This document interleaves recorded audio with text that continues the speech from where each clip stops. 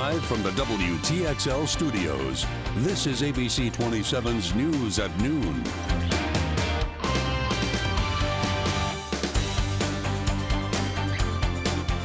All right, here we go. A live look this noon from our downtown Tallahassee tower cam overlooking downtown Tallahassee. You see a couple of raindrops right there on the lens there, kind of dropping. You see the gray, hazy sky in the background, and that's only going to be getting a little bit darker from here, and it's going to be filled with a lot more rain here in the next couple of hours. Good afternoon. I'm Greg Angel. Thank you for joining us here for the News at Noon. We want to get right to meteorologist Michelle Rotella, tracking a fairly large-sized storm on radar, moving its way towards our area. Michelle, it's going to be sticking around for a while when it makes its way here. Yeah, especially for the commute home, and that's something to take note of, especially when you head out this afternoon. You'll be caught in those rain showers, the heaviest of them looking like they'll be around 4:30, 5 o'clock, and then extending through the evening hours. But we are starting to see some rain around the capital city right there for Tallahassee. 69 degrees for the temperature, still holding there in the mid-60s for Thomasville and Valdosta under some mostly cloudy skies right now. Temperature around 72 degrees. Now, that could create an issue depending on how warm we get today to see some activity.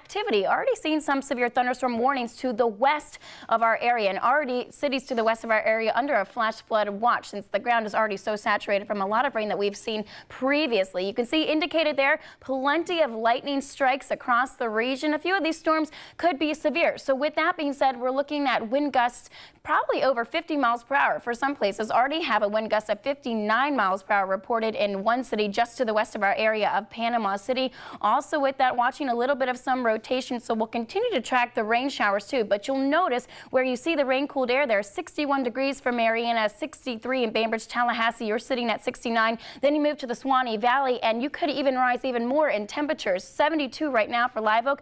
You have the potential to get up to the mid to upper 70s before the rain hits your area. So that could strike up the possibility to see some severe weather in those areas. Also with this, we're looking at the potential for some hail, the lightning, and the winds that I told you about. So we'll watch that and we'll monitor it. Also a good soaking of rain here. Some places could get up to 2 to 4 inches. At 5 o'clock, we're still dealing with those stormy conditions on your commute home. And at 10 o'clock, we'll start to taper down with some light showers, but it picks right back up on Saturday morning. And I'll give you all those details coming up in just a few minutes. Greg?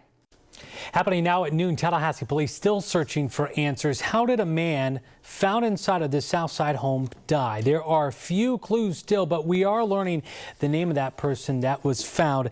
We want to show you here a Facebook photo of 25-year-old Dominic Miles.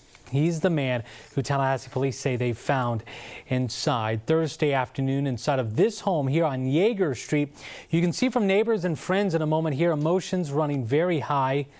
People visibly upset. Also, people with many questions wanting to know what happened. Investigators have not been able to release many details at this point. They are calling this a suspicious death, but they're not going as far, at least not at this point, as to saying foul play was involved. Much of that should be known, though, once investigators get a chance to go through the evidence a little bit more. If you happen to have any information in this case, you're being urged, call the Big Ben Crime Stoppers. There's their phone number, 850-574-8477. You can find continuing coverage on this case, by the way, on our website, WTXL.tv. Also happening today, a former member of FAMU's famed Marching 100 is going to be in an Orlando courtroom today. Jesse Baskin will learn at 1:30 just how much time he's going to be spending in prison for his role in the November 2011 hazing death of Marching 100 drum major Robert Champion. Baskins could get up to 9 years in prison. He's pleaded no contest to manslaughter charge. Champion was killed during a hazing ritual during a band trip to Orlando in 2011. 13 band members in all have been charged, most sentenced to probation. A few more still facing trial later this summer. Continuing coverage now in the Adam Frash case, a June 2nd trial date has now been set for the Tallahassee doctor whose supermodel wife was found dead last month in the family's home swimming pool. He, however, is not charged with his wife's death. He was found just hours after his wife Samira's body was found in their home swimming pool on Inverness Drive. The Leon County Sheriff's Office has ruled Samira's death as a homicide, but they've not said whether they have any suspects or persons of interest in the case. Now, Adam Frash is facing custodial interference charges. He was arrested in Panama City Beach with his 2 young children. At the time, Adam and his wife were going through a divorce and she had temporary custody of the children. Other news here at noon, funeral services now pending for a Florida State University student killed this week in a deadly motorcycle crash. This is a Facebook photo of 21-year-old Clark Mark Crosby. He was taken to Tallahassee Memorial Hospital Wednesday morning, where he later died. This was a scene Wednesday morning. Tallahassee police tell us Crosby was on his motorcycle going west on Tennessee Street when he hit a car that was turning near Dixie Road.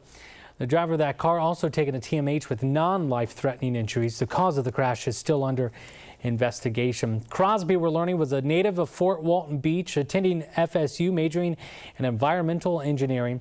We spoke to several of Crosby's friends and family by phone who say he was well loved and will be missed. We've got more on him and this accident on our website, WTXL.tv.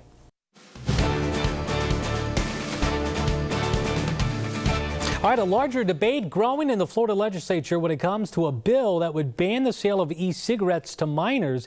Many in the state House saying they're in support of the spirit of the bill, but they're concerned that House Bill 169 could prevent cities and counties from passing their own regulations.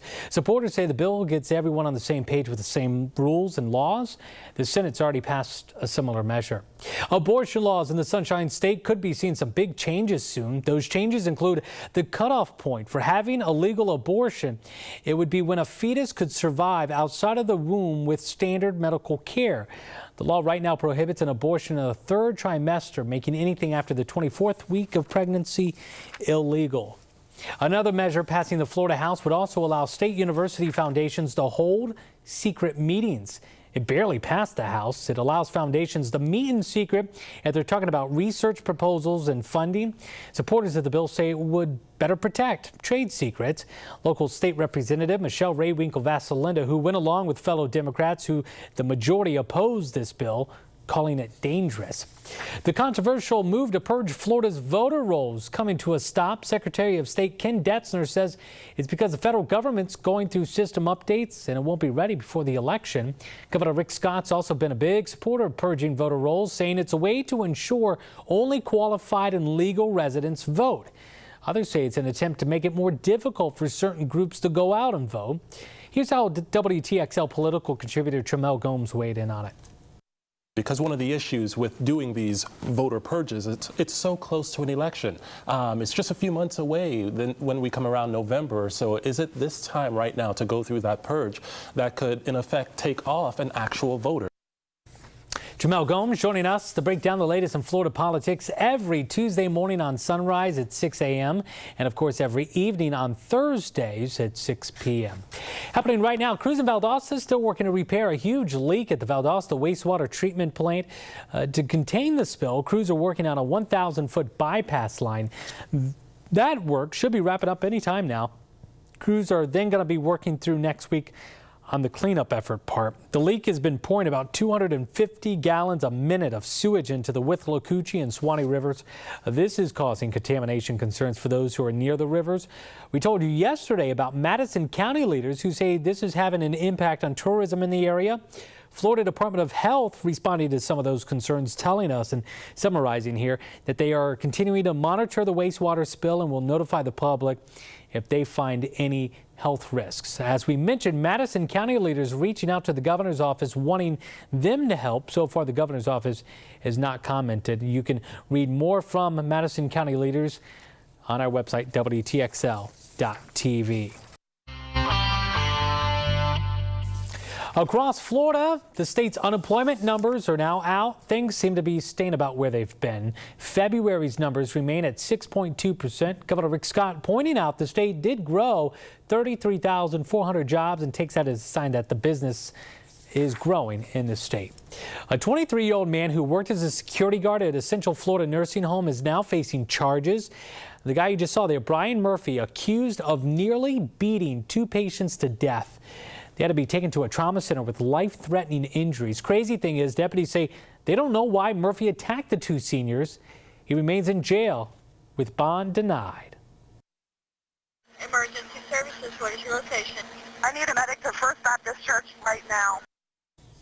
2 construction workers in Panama City recovering after being electrocuted. It happened while the 2 guys were working on a scaffold near power lines. Both men expected to be okay.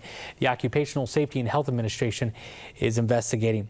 Well, when the news at noon here continues, singer Chris Brown could be standing trial in Washington, D.C., miles from L.A., where he's currently in jail on separate charges We've got all the details coming up. Plus, severe weather heading our way. As you can see here, gray skies, few raindrops on the camera lens overlooking downtown Tallahassee, and boy, it's only going to get a little worse from here. And several drivers out in California could find their pictures on a billboard. Why one man is capturing distracted drivers and posting them for the whole public to see.